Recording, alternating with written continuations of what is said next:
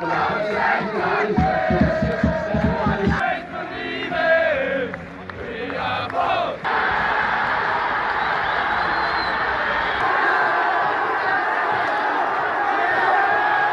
to Irish Footy Vlogs, that time of the week again, another preview show for the Premier Division and the First Division. Cian, how are you? You well? Alright, bud, not bad, yeah, not bad. Yeah, looking forward to this one. There's a few juicy games in both divisions, actually. We'll get started with Bohemians and Derry City because it's the first game of the weekend in the Premier Division. Last time they met, Derry City beat Bows 2-0, actually. Derry could do with something like that again. They've been out of form. They've been a bit bishy, if you like, you know what I mean? They've been changing their team a lot. Bows are the opposite to that, aren't they? They just keep their team almost every week. Sometimes a subtle change or two comes in, like a Dawson Devoy might come in or something like that, and they tend to make an impact. 11 points between them in the league. How do you see this one going? Tough one, isn't it? You don't know. I don't think Bowles will be beaten again. I think Bowles will definitely get something out of it. I do think they'll get all three. But I wouldn't be surprised if we have another draw. I'm going to go for 1-0 Bowles. Yeah, I wouldn't be surprised either. I'm actually going for a draw. I just think I'm expecting at some stage a performance to come from Derry, and it would be typical from them to put in a display against the Bohemians. A lot of people would argue they came closest to beating Shamrock Rovers, Keane, as well. I know they lost the game, but they were 1-0 up with like 14 minutes to go, weren't they, or something like that? Yeah, that was a game of two halves, I remember it well. There wasn't much. I could be interested to see, I think, if Figueroa plays. If he's fit, he has to play for me. Mallon has to play. Who else have they got? If I was Derry, I wouldn't mind seeing Hamill on one wing, Mallon the other wing, and Figueroa as that kind of false nine player, which he seems to do very well in that role. There's a lot of interchangeability if you have those three players, you feel. So you feel like the talent is there in their front three, though, isn't there? Like, it's a strange one. They have some really good players, but I still think there are a couple of players off. What positions do you think is there? I think they're lacking a centre mid who just bosses the game. Look, I think McCormick breaks the play up. He does well in there. Clifford hasn't really done much for them at all. And you know what? I like Connor. Connor's a decent player. But I believe, Cian, a lot of people may not know this, but Conor Clifford was captain that won an FA Youth Cup at Chelsea, which is mad, isn't it, when you think about it? He was supposed to be the next best thing, I believe. That's why everyone was talking to him. And he went to Dundalk and didn't work out for him when he came back to Dundalk. And look, he had a situation at Limerick where he was banned. And like, it hasn't been good for him. But there was glimpses last year of him at Pats. Like, there's no doubt in his quality. Like, I would say he could be. Look, he could have been the best player in the league. Like, he in fairness, like, he wasn't that bad for Pats last year, especially. Like, no, he wasn't terrible. I think it's just when you hear, I suppose, the reputation he had, and that he himself will probably be relatively disappointed with the career he's had up to now, I guess. In that kind of way, he probably felt he could have done better in his career. Yeah, look, when you're a Chelsea youth captain and winning it and supposed to be the next best thing, and no, look, I'm a Pats fan myself, but no offence, like, you end up at Pats in Dublin, like, and it's a little bit of a downer. Do you know what I mean? For him, I'd say. And even that, you're struggling a wee bit, like, you're not getting in the Derry team necessarily every week. And then he's gone up to Derry, which would probably, like, on par with Pats, but if you had a choice between Derry and Pats, people would probably pick Pats over Derry at this minute in time. So it was probably a little bit of a downgrade. Particularly where it's from as well, like, you know, that kind of way. Yeah. I just think he hasn't really done much for them. But I'd say I think they need a striker. I think they're crying out for a striker to put the ball in the net. Do they need a new keeper? Probably so. And now Cherry's a good keeper. He's been around the block now a long time. But there's a couple of very good defenders. Kieran Cole and Owen Toll in particular are very good defenders. As good as anyone in the league, aren't they? I just think he needs a partner beside him. Yeah, it's been a bit. Even the likes of Webster wouldn't be a bad option for him. Like, considering now, I don't know the situation. He's probably part-time, and that's why he's at Finn Harps. But you know, that all comes into it. But I just think even the Dave Webster might do something for him. Yeah, it's a good shout, actually. You never know. There can be a few transfers between Harps and Derry, can't there, in fairness? Yeah, Moving on to Waterford and Sligo. Now, the last time they met, Sligo scored a last-minute goal to beat Waterford 2-1. There's nothing in it in the league. There's a point between them. Both teams will see this as a massive chance to get a win and push towards Europe. It could be a case of you look back at the end of the season and this match could be crucial in terms of possibility of one of these teams getting into Europe. How do you see it going? Obviously, Michael Connor has left Waterford now and moved to Ross County. I made a joke there. I said he'll probably be back at Waterford next week again, but he's been at the club, I think, 3 times. 3 times. Something like that, yeah. I think, yeah. Sligo would want to get back to winning ways. They'd be disappointed with that loss at Bowes, especially at home. They'd be disappointed they didn't get at least a draw out of it. But, Waterford, obviously, off the back of hammering an absolute embarrassing result. So they'll want to. That's the worst time to play a team, isn't it, Keane? Yeah, that's the worst time. I remember the last time I remember a team getting a mile was UCD. What was it? 10-1 against Bohemians, wasn't it? 10-1. And then all of a sudden, a playing half decent Pat's team rock up next week and get beaten in the cup. So look, they're going to be, up for it again, I'd say. But I fancy Sligo to nick this. Yeah. Even though it's away, I just fancy them to nick a 1-0. Yeah, they haven't scored a couple of games Sligo, which is a surprise for them, but it's not as if they haven't been playing relatively well. I thought they played relatively well against Bohemians, what I mean? It's terrible. They probably beat a lot of other teams with that performance. I think they will score here as well. I think they might nick it as well, Keane. I'll go with 2-1. I think Waterford are still a bit dodgy defensively, aren't they, in terms of set pieces, for sure. They seem to be all over the place from set pieces, even with Murphy in goal there. He does improve things, but their backline, there seems to be, I don't know if it's a lack of communication or just a simple lack of maybe heading ability in the backline, because Robbie McCourt is a good player, but he's not one that's going to win a lot of headers in the air, is he, in fairness? No, look, just a bit like Derry. They're lacking, I would say, a lot more bodies than Derry need, I think. I would say Derry actually have better individual players overall, would you, than Waterford? Yeah, 100%. I would say Waterford need 5 players. I would say they need a striker. I would say they need a bit of a winger. Whether Curtis Bourne can do that, it depends. But I think they're all right. I have to say, their midfield's quite decent. If you've Ali Coote in there, and obviously Griffin is injured, I like Griffin as well. I'm a big fan of Griffin. I think he's a very good midfield player. Yeah, and I think Tyrek Wilson isn't a bad left full, so he's I think they could do it 3 centre halves or another 3 centre halves. I don't rate our centre halves at all. I think Sam Bone is decent, but he's injured. I think he's not really a centre half either, though. Yeah, he's a bit like Rory Feely, isn't he? He's more of a right back that sometimes he played like he came over here as a centre mid. In front of the back forward, and I think that's his best position. I don't think he's a centre half, but they need to. Waterford just need to get a manager and get a proper manager that they know they can commit with, and he can get the players in. But this can't be a delayed process. I would say they need to get the manager in the minute the season is over. Give him a chance to bring in. They need to get settled. I have to say they've done very well considering all that's gone on. They've had 3 essentially different managers since the start of the season.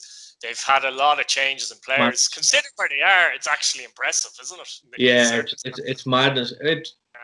If you were a fan, you'd be a bit frustrated as well.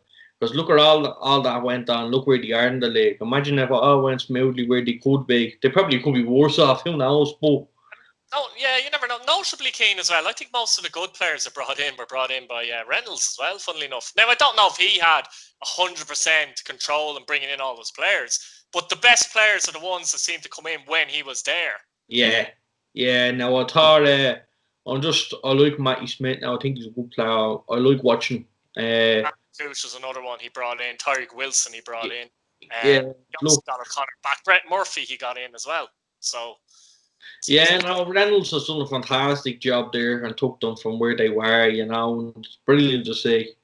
But I think, they're a bit off next season, but I just think Sligo will pip them this year, or this game, sorry. probably should do, and that'll give them a decent chance of getting to Europe. Next up is a big Dublin derby, St. Patrick's Athletic Shelburne. We were talking before I came on here, Keane, how particularly when I was young, because obviously Shelburne have disappeared, frankly, haven't they, for the last 10 years? Yeah. But when I was young, this was definitely the biggest Dublin derby. Like, people look back, Rovers and Bows, Shells and Pats was big, often very nasty. You'd, you know, Pat Dolan and Dermot Keeley, and obviously Ollie is the owner of Shelburne and stuff like that. And then you had the title in the early 2000s as well that Pats won on the pitch, but there was an admin error, and unfortunately it gave the title to Shelburne. I remember that season. I'll just talk about that very quickly, Keane. It was the most impressive title win Pats ever had from what I've seen, and they ended up losing it on an admin error. I remember. It still kills me. I remember going to them games as a kid, and look, at the time when it was happening, you don't, like, I was only 5 years of age, like, but you don't take it all into account of what happened with the league and all that. You don't understand it when you're that age. But I just remember going and, like, you know, Pats were like, they were like playing like Barcelona in my eyes. Like, they were just so good. And yeah, look, in admin error, like every player says, they won the league. They class it as win the league. No, that's true.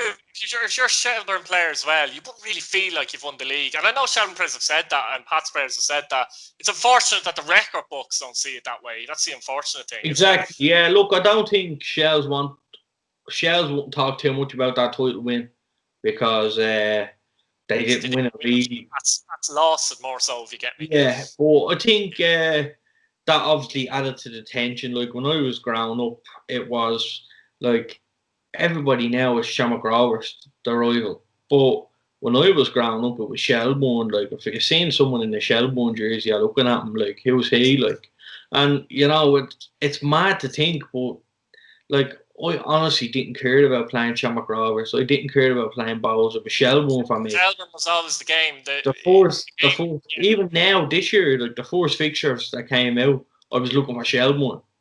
I went to Shamrock Rovers were playing Dundalk, and it was seen as a massive match the same night. And usually I'd kind of pick which match to vlog in terms of the size of the game, really, like, you know, that kind of way. But I had to go to Shelbourne and Pats at Talca because it's the first time they'd met in a few years, and I knew the atmosphere would be hopping and all that. And you just got a sense of the rivalry there, even though, you know, there hasn't been a proper rivalry for a few years. Like, you know, the place was hopping, Shells, Pats fans. Obviously, Shelbourne did win that game 1-0 in what was not the best game in the world, let's say, to be honest with you. This game now has a bit of significance, I have to say, more so than earlier on in the season. Both teams are locked on 13 points, 4 points ahead of Finn Harps. It could be that whoever wins this, you might say, they should be safe. And whoever loses, you might say, depending on results elsewhere, they could get dragged into it. So it is a big game. It's the biggest Pats Shelbourne game for a long time when you think about it that way. Yeah, for the wrong reasons. The biggest game, definitely. But you don't know what's going to happen here. You really don't. And look, like we've talked about, Keane, how Pats haven't been on form, and everyone has given Shelbourne a lot of plaudits, and maybe rightly so in the circumstances because they've only come up. But at the end of the day, they're both level in points. Pats have got a lot of criticism. Shelbourne have got a lot of plaudits. But Shelbourne have only won once in the last 6 games. So if you're, from a Pats point of view, you probably see this as a real opportunity. And you know what I mean? They're not Shelbourne. Look, I've given them plaudits every week. I have, and rightly so. I think Ian's doing a fantastic job there. But like, you look at it and you say, look, he won't. I know it's a couple of draws. Like I says, it's a shame. It's a mad thing how things change. Like, Pats, let's say, win this game now. We're into it. We're on an unbeaten run. If we lose the game after a draw, we're on a losing streak. Or we're on a. It goes on. The one for a win goes on. You know, the run goes on. But I think I'm going to think this is going to end up a draw. I think there's a lot on the game. I don't think it's going to be open. I really don't. Shells is going to come for a game plan. I would say Shells are going to sit in deep, invite Pats on. If Pats get up, try and catch them on the counter. I think that's what they do right. That's what they do well. Do you have a lot of players on the Keane dangerous on the counter? You have the likes of Fernandez, who I thought was very good the last day. Lately. Dale Rooney as well. So, you know, I mean, Deegan controls the midfield an awful lot, doesn't he? Yeah, no, I think Pats are going to have to match them up in there. I think we're going to need to play with a 10 instead of, let's say, a 6, because I would say we're going to need to put a midfielder on Deegan who plays in the 6. So, maybe or somebody like that. We're going to need to match it up a little bit. But I've no reason why Pats can't come out with the result. Like, on paper, they should, but it doesn't always happen like that. It's a derby. Like I said, everything goes out the window. I hate Shelbourne with a passion, especially when it comes like over the years. That's the way like you learned that as you went up. It's like a kid. The minute they're a Bows fan, like they hate. Still feels like the biggest derby for me. Pats and Shelbourne. It really does. Yeah, look for it. Just get that I get that feeling I don't quite get with Shamrock Rovers and Bohemians. Yeah, like I have all the like I love the Shells Pats derby. I just love it. It's a shame, obviously, we can't have fans there, but it's a big derby for myself personally. I hate Shells, like I hate them with a passion, and you know that's the way we are. Like, but at the same time, I look big and more. I love Ian Morris as a man and what he's doing. And all big and more. Like I said, I walked under him before. And he's a top man, and what they're doing there is great. I know a lot of the fans, fantastic people. But when it comes to Pats and Shells, we just everything like that goes out. As well. That's what makes it good as well, isn't it? Yeah, look forward to it. I'm hoping we get a good game. I don't think we will, but I'm hoping we get a great game. I'm going to go for Pats to win, Cian. Every time I go for Pats to win, they don't win, so I'm worried now. They have to score in this game. Surely this is the game where they score. They got to score. 10 on 0 all. See what happens. They're going to score. Right, 1-0 Pats. Georgie Kelly, done. Finn Harps and Cork City, Cian. Another massive game. I think is this the last game? No, second last game of the week, actually. Finn Harps and Cork City. Last time they met, Cork did win 1-0 at Turner's Cross. A point between them in the league. Massive game for both sides. Psychologically, I think this is huge. Who do you think it's more important for? Do you think it's slightly more important for one side over the other, or yeah, it's slightly more important for Cork now. I think so as well. Yeah. But like both teams are in the shits at the minute. You know, Finn Harps are supposed to be there. I don't mean that in a bad way. I think they're supposed to be there. They know they're. That's where the pressure's on Cork a little bit, isn't it? Because Finn Harps have been there. They've done it. They've been in this situation. They've dug deep. These Cork boys haven't been in that situation at all. Like, so it's a long way up Finn Park as well. Yeah, Cork. And it's a lot of youth players. There's a lot of lone players, and you know they kind of. Yeah, you don't know if they're like Finn Harps are more settled. You feel like most of them will be there next season. Yeah, stay up, etc. Cork, it's a bit patchy, isn't it?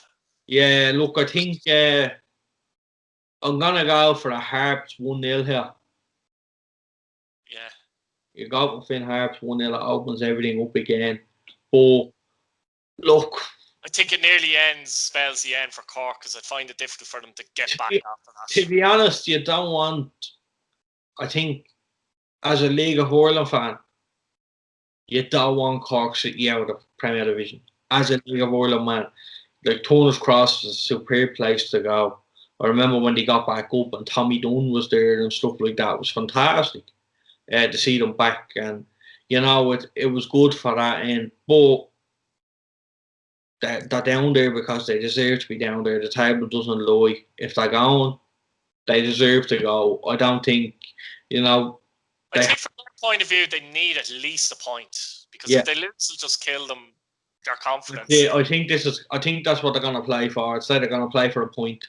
And hope for the best elsewhere. I think they're gonna play for a point, and I think that would be a great result considering. They do have a game in hand now. Now I do know their game in hand against Dundalk, but still, it's a game. They can, you know, it's still a match. You never know, they could get a point or win. You don't know. You know, Cork.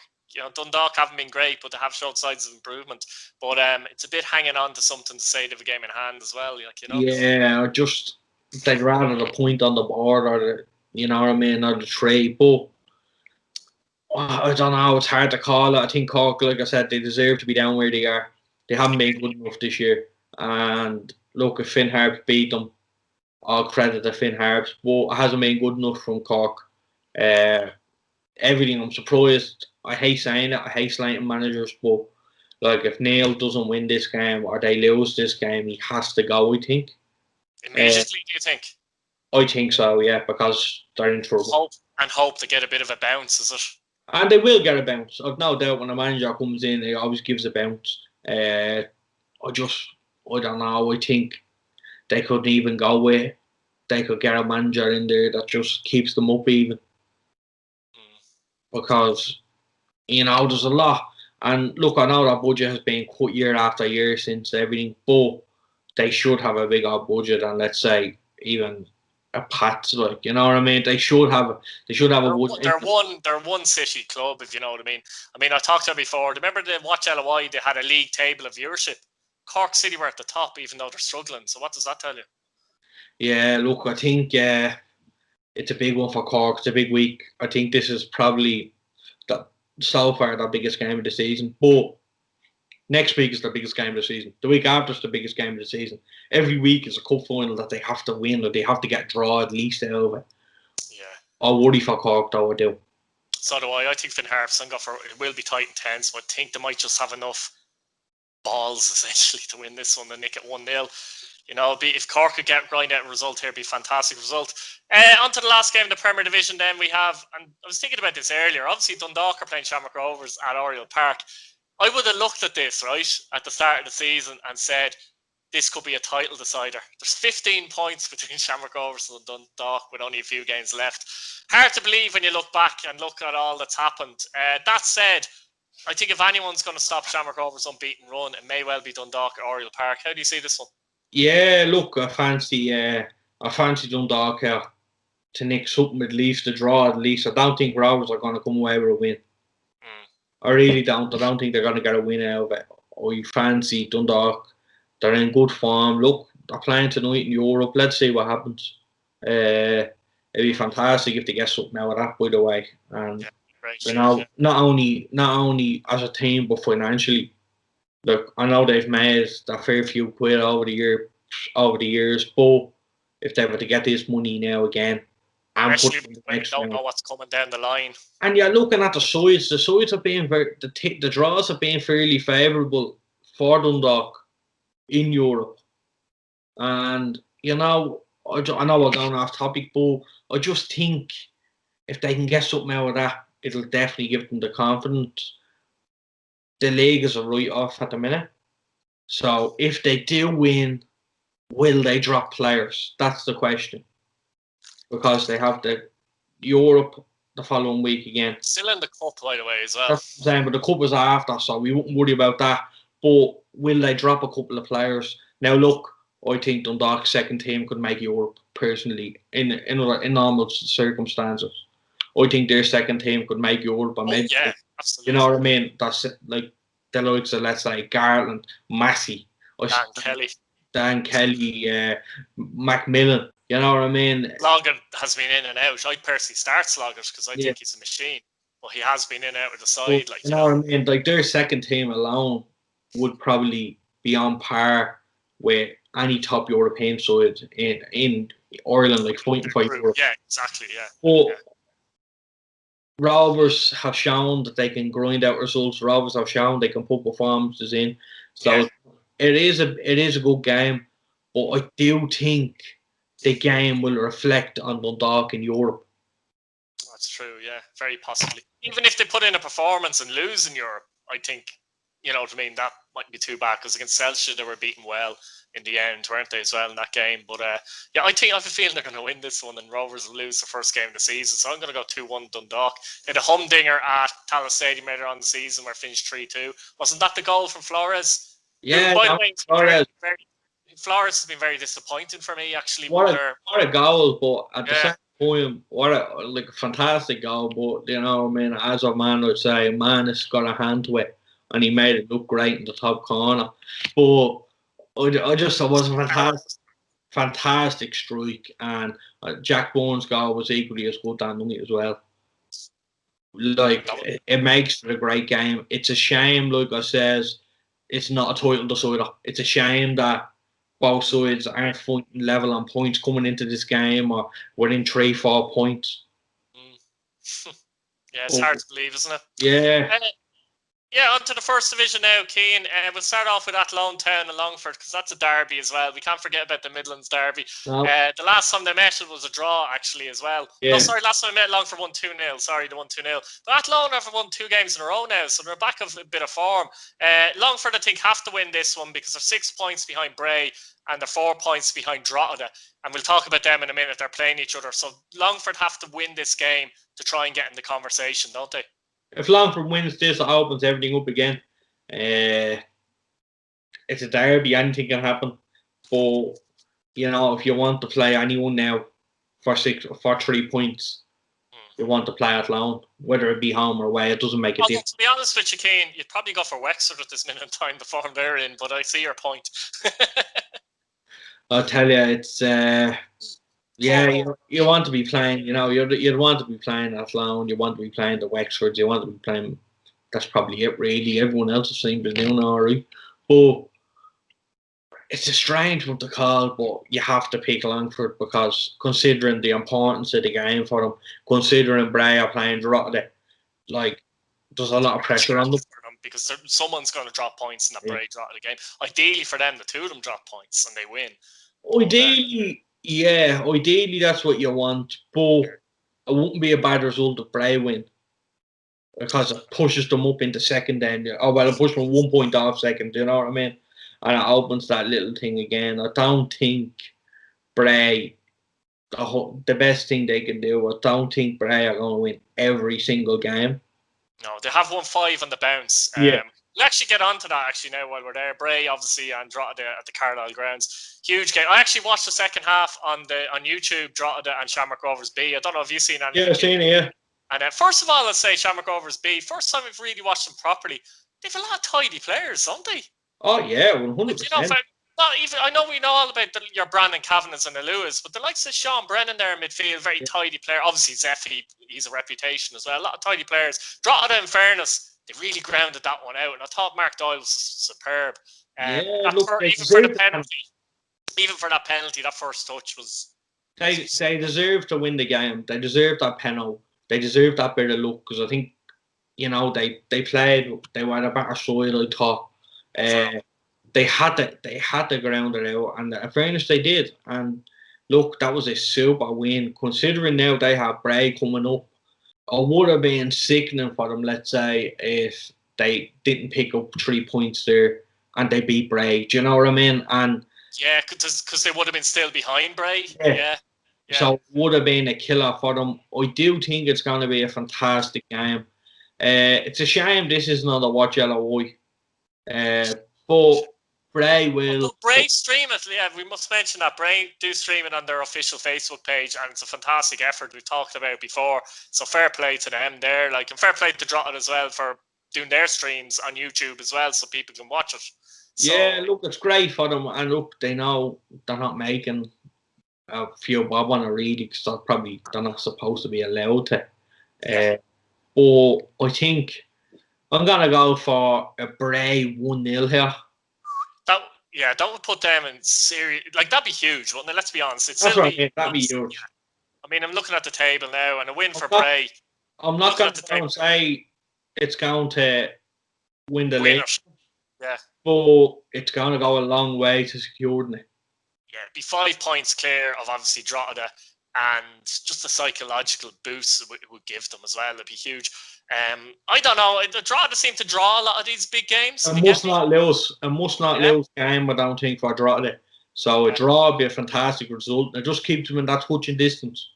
And depending on the context of the game, a draw for Bray, they could be content too, thinking, look, we're ahead of them. If we can win all our games now, in theory, we win the league. So you never really see Bray and Drogheda play a cagey game, but this could be a cagey game. Oh, it will be. There's too much on. They're not those type of teams in general. They don't set up like that. There's too much on the line here. The reason I'm going for Bray, I just think they have a few more experienced heads in and around the side. You know, look, I think the two young managers, two really good young up and coming managers as well. So will it be a cagey game? We don't know, considering they're two young, two hungry, fantastic managers, and I give them full credit for the way they've set up. You know what? It'd be nice to see Bray win it, because I think they obviously they deserve to be top at the minute. They've won the last 5. Fantastic to win 5 in the Premier Division or First Division is fantastic result, fantastic achievement. So, but they don't want to stop there. They want to keep going, and I think they will. I'm gonna go for Bray 1-0. I'll say Gary Shaw. Gary Shaw. I'm gonna go 1-1. I just think Drogheda have a tendency to draw these big games. I don't know what it is, and if Longford were to win, it makes it interesting again for next week. On to Cabinteely and Wexford, and they're in a similar situation actually, Keane, to Longford. Excuse me. They get a win here, and they're right in it as well. Like, they know Bray are playing Drogheda.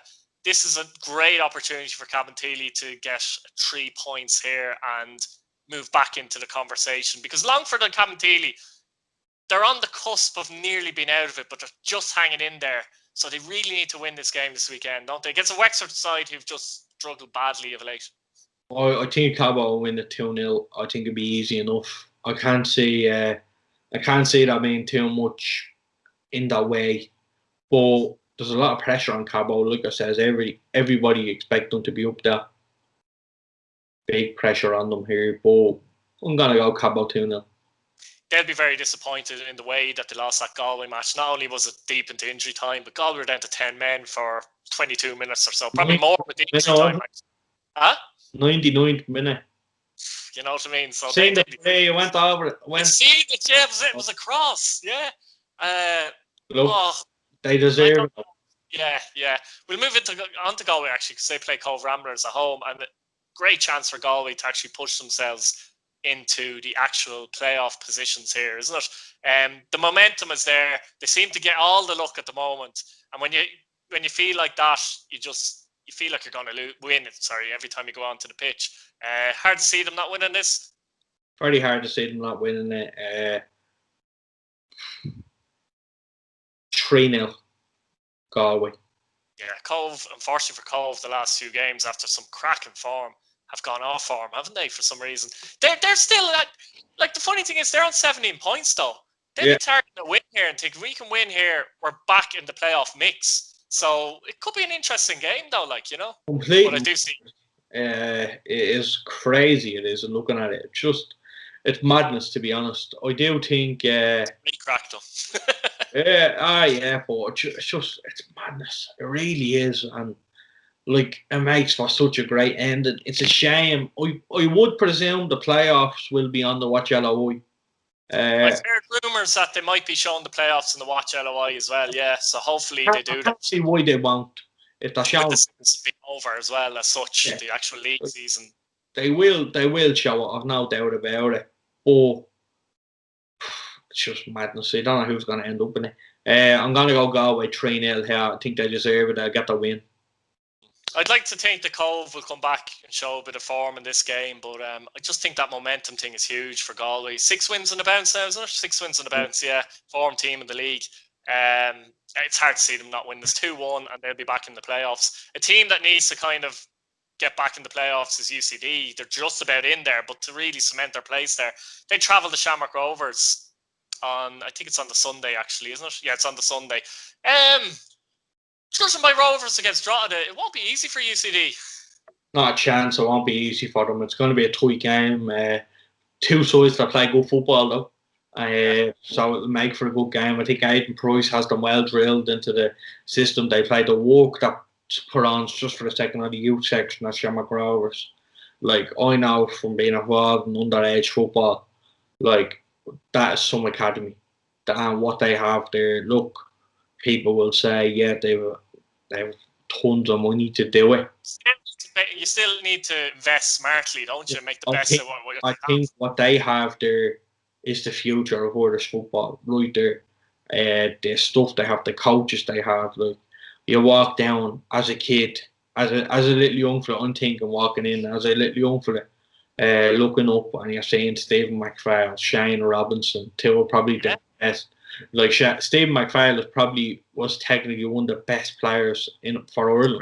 I know, injuries, to be honest with you. Injuries killed. But that means for Ireland. I mean, like in Ireland, like he was probably in England, people are talking about him as being just unbelievable.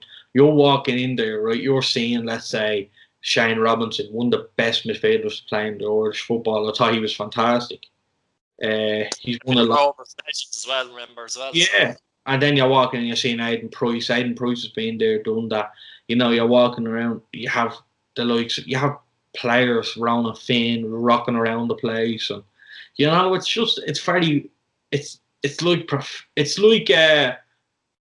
a proper English football team academy. Stadium they have as well, yeah, and it's sustainable. Everything they're doing is sustainable. If you get me, it's not like like you look at Dundalk and you feel like that could collapse tomorrow. With Rovers, it's not like that at all, isn't it? Not. No. It's sustainable. I fear that Rovers will go on to dominate. I fear. I don't want that. Nobody wants that. Now, this is a big statement, but some people have said that they could do a Rosenborg. Remember Rosenborg in Norway? Yeah. I don't know. It's a big statement still, but you can see the model they had, like, and you know, it's a strange one. It'd be good in a way and bad in a way, if you get me. It'd be awful. Bad for the league, but it'd be good if you had someone like a Rosenborg type team in Irish football, in a sense, for the European stage. Yeah, I don't want the rest of the league. I don't want to, let's say, to turn into a Scottish league. I don't think it will. I don't think it's going to turn into Celtic and everybody else. I don't think it's going to be like that. Maybe, like, at the minute, I still think Dundalk are still the second best team in the country at the minute. There's no question about it. And I think Bows are up there. But I don't think there's anybody really challenging. I don't think there's anyone really challenging Dundalk and Rovers at the minute. No. I don't even think, to be honest, Dundalk are challenging Rovers at the minute. So I think they're on their own where they are. But I think that gap will close next year. I don't think it's going to be as easy for them. The other side of it, Keane, I think that we've talked about, they have a lot of good young players in the B team, second team, whatever you want to call it. Not all of them can play for the first team. So there could be an opportunity for some clubs maybe to get some of them players that aren't going to get in the first team. You look at Brandon Kavanagh, for example, terrific player. Where does he fit in Rovers' first team, though? He at the minute, it's very hard to get me in over. Look, I do think the Rovers have a lot of aging players. Right? I still think he's still a fantastic club captain, Ronan Finn. He's still a fantastic player. I think he plays for everyone in the league. He's a role model there, doesn't he? Yeah. 42 years of age. You look at Greg Bolger. What's he? 31? 31, 32, coming into 32 now. You know, Greg Bolger. So, Alan Manus. Too many when you look at it, do they? Joey O'Brien. Yeah. Alan Manus. Do you know what I mean? So they have. They seem to have a plan for everything. Joey O'Brien goes, Liam Scales steps in. Do you get me? 100%. Yeah, no, I'm not saying they don't have a plan. What I'm saying is there's a gap now for, let's say, Brandon Kavanagh to maybe go in and maybe learn his trade at right wing back and play where Ronan Finn did, because that's the same type of player. And I think Brandon Kavanagh is good at picking up pockets of space. And so if they kind of, when Rovers had the ball, I presume Rovers are going to have an awful lot of the ball in every game they play. So considering if they put Brandon Kavanagh right wing back when we haven't got the ball, when they haven't got the ball, and give him let's say a free roll along the right side, picking up pockets of space, getting on the ball, he could be a really, really good player for them without giving them a specific role to play. But like that's the only reason where I can see Brandon Kavanagh fitting in at the minute is in there. Like they have your man Marshall that you got off Linfield, but he looks good now from what I've seen. But I would feel like he's kind of putting wingers as wing backs at the minute. Like you have Ferrugia on the left, Brandon Kavanagh on the right. If you got him in there in the right, I think he'd be a fantastic addition. Not saying by no means saying Ronan Finn is finished at all, but with Ronan Finn there now, if he was to bring Brandon Kavanagh in next year, phased out, kind of. Yeah. Pender and Yeah, Andy Lions. Yeah, exactly. thing. Like Andy Lyons came in, he looked great. He got himself banging confidence, banging form, and then that just says, okay, that's me done. Handed over the reins to him. But I just think, I still think Ronald Finn can play till he's 35, 36. No doubt he's some engine on him, some ability. But if you can gradually introduce Brandon Kavanagh to a right wing back position, maybe the last 20 minutes of, let's say, every game that he can possibly come on in, stick him in there, play him. And then, I just think that's the only way I can see Brandon Kavanagh fitting in. I'm not saying he's a fullback. I think the best way, Keane, is they sell or let Brandon Kavanagh go to St. Pat's. I think that'd be the best way, personally, now myself. Anyway, I tell you, I'd take him all day long. But yeah, no, we would take him, but same again. Does he play in the right? Does he play in the centre? We're not sure. We need to see where he plays his best position. I've seen him play.